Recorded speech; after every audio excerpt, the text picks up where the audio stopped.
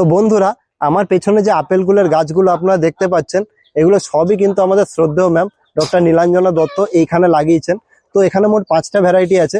তো চলুন একে একে আপনাদেরকে দেখাই যে কি কি ভ্যারাইটি এখানে লাগানো হয়েছে। তো বন্ধুরা, সবার প্রথম ভ্যারাইটিটা হচ্ছে কাশ্মীরি বের, যেটা কিন্তু ছোট সাইজের হয় এবং মাথার দিকে এই রকম লাল রঙের আভা থাকে। এর কিন্তু প্রচুর ফলন হয় এবং কুলগুলো খেতেও কিন্তু খুব মিষ্টি। তো বন্ধুরা, দ্বিতীয় ভ্যারাইটিটা হচ্ছে বাউ ভ্যারাইটি, যেটা বাংলাদেশ এগ্রিকালচারাল ইউনিভার্সিটি থেকে নির্গত একটা ভ্যারাইটি। তো এর সাইজটা কিন্তু এইরকম বড় বড় হয় এবং সবুজ রঙের হয় এবং খেতে কিন্তু অল্প মিষ্টি, কিন্তু এর মার্কেটের ডিমান্ড কিন্তু খুব বেশি। এবং এর পাশাপাশি আরেকটা বের ভ্যারাইটিটা আছে, যেটাকে আমরা বলি মিস ইন্ডিয়া বের।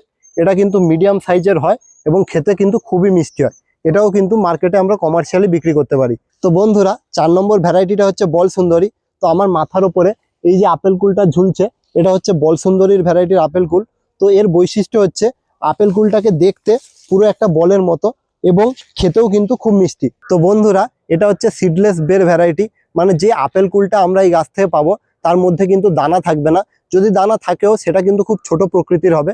তো এই যে 5টা আপেল কুলের ভ্যারাইটি নিয়ে আমি বললাম, এই সবগুলোর কিন্তু একটা কমন ক্যারেক্টারিস্টিক্স আছে, যেটা হচ্ছে গাছের ডাল ভেঙে কিন্তু আপেল কুল হয়। মানে একটা গাছ থেকে আপনারা 30 থেকে 40 কেজি অন্তত পক্ষে আপেল কুল পেতে পারেন, যেটাকে আপনারা বাজারে বিক্রি করেও কিন্তু ভালো মূল্য পেতে পারেন। তো ভিডিওটা কেমন হয়েছে আমাকে কমেন্ট করে একটু জানাবেন।